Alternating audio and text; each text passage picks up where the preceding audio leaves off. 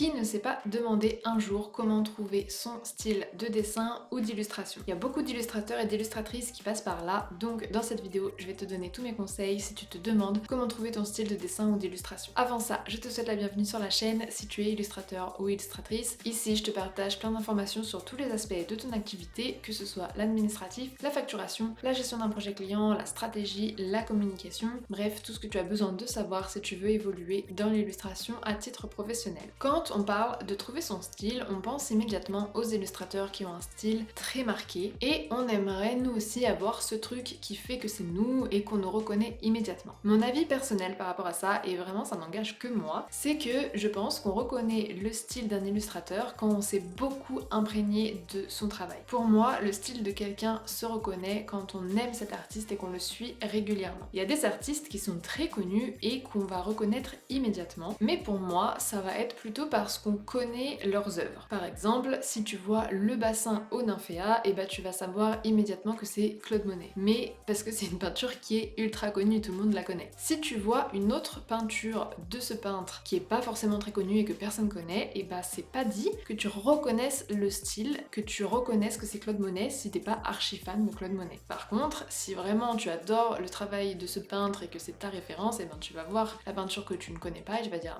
je me demande si c'est pas Claude Monet ça. Et pour moi, ce raisonnement, ça s'applique à tous les artistes et pas forcément que à ceux qui sont mondialement connus. En fait, ça m'arrive très souvent de voir sur Instagram des artistes et en fait, je les confonds un peu, je trouve que leur style est assez similaire et j'ai l'impression qu'ils se ressemblent un peu tous. Mais en fait, c'est parce que je les connais pas assez. À l'inverse, il va y avoir certains illustrateurs que j'ai beaucoup suivis et je vais reconnaître leurs nouvelles illustrations immédiatement. Par exemple, Marie Boiseau. Il suffit que je vois un dessin de Marie Boiseau que j'ai jamais vu, je sais immédiatement que c'est elle et je vais reconnaître son style immédiatement. Moi, je suis capable de reconnaître son illustration parmi 10 illustrations parce que je considère qu'elle a un style qui est vraiment reconnaissable, mais en fait, quelqu'un qui voit ces mêmes 10 illustrations et qui a jamais vu aucune illustration de Marie Boiseau, et il va pas du tout avoir la même vision. Donc tout ça pour dire que je pense sincèrement qu'un style bien marqué, c'est vraiment subjectif et que vraiment on reconnaît le style de quelqu'un quand on a l'habitude de voir son travail. Je vais détailler tout ça dans la suite de la vidéo, mais avant ça, si tu aimes mon contenu, ce que tu peux faire pour me soutenir gratuitement aujourd'hui, c'est me partager dans les commentaires ton avis par rapport à ça. C'est très intéressant déjà, et puis ça permettra de soutenir la chaîne et soutenir mon travail. Quand on veut trouver son style, en tant qu'illustrateur, on peut avoir tendance à vouloir le créer un peu artificiellement. Par exemple, se dire, bon bah voilà, tous mes personnages ils vont avoir les yeux violets, et ça va devenir mon style. En faisant ça, et ben oui, on va créer quelque chose d'unique, quelque chose qui va être présent nulle part ailleurs, mais ça va être fondé sur rien. Il n'y aura rien d'émotionnel qui aura amené à ce choix-là. Je te donne l'exemple de Salvador Dali qui faisait des peintures où tout était mou et en fait Salvador Dali était impuissant et donc il a retranscrit ça. Peut-être que c'est un mythe, mais c'est pour te donner une idée. Il y a quelque chose de vraiment profond qui a amené à créer ce style-là et il s'est pas dit bon comment je pourrais faire pour créer quelque chose d'unique, bon je vais faire que tout est mou.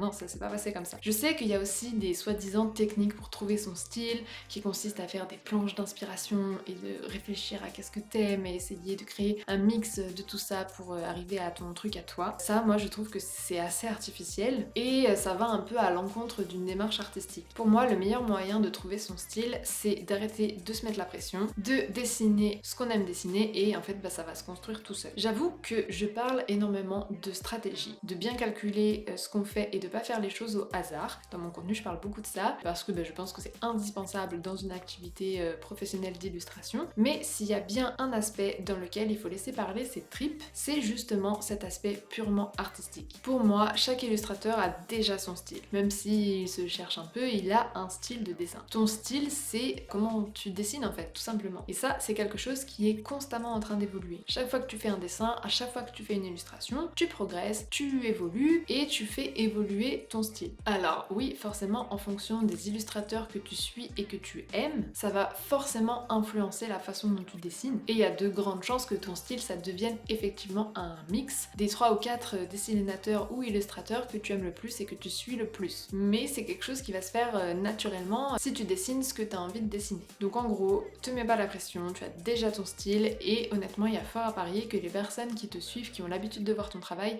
peuvent reconnaître ce style. Avec le temps, ce style il va évoluer et c'est le fait que tu vas progresser qui va venir affiner et améliorer ce style. Alors après, si tu débutes et que tu aimes pas encore la façon dont tu dessines, et ben tu peux toujours te former pour progresser. Parce que oui, il y a des choses qui s'apprennent, il y a des bases indispensables à avoir dans le dessin. Et si ça c'est quelque chose qui te manque, et ben concentre-toi là-dessus. Concentre-toi sur ça et laisse-toi le temps de trouver ton style parce que c'est quelque chose qui viendra dans un second temps. Et tu verras que ça va se développer tout seul en fonction de ce que tu auras envie de faire. Donc pour résumer, je pense que la meilleure façon de trouver son style, c'est de réapprendre à dessiner pour le plaisir, sans se mettre la pression, sans besoin de productivité, sans penser à il faut que j'ai quelque chose à publier, sans penser à je veux des tonnes de j'aime, je veux être suivi par des tonnes d'abonnés, sans vouloir en fait que tout le monde aime nos illustrations. Je pense qu'il faut revenir à cette démarche purement artistique qu'on avait de base, qui vient de l'intérieur. En fait, ce truc qui te donne envie de dessiner parce que t'aimes ça et qui fait que tu arrives à créer quelque chose que tu aurais fait dans tous les cas, même s'il y avait jamais personne pour le voir. C'est un sujet très philosophique, n'hésite pas à me donner ton avis dans les commentaires, ça m'intéresse vraiment de savoir ce que tu penses de tout ça. Si tu aimes mes conseils et que tu as prévu de devenir illustrateur ou illustratrice à titre professionnel, je te renvoie vers ma newsletter que je te mets dans la description. C'est un endroit où je te donne énormément de conseils sur plein d'aspects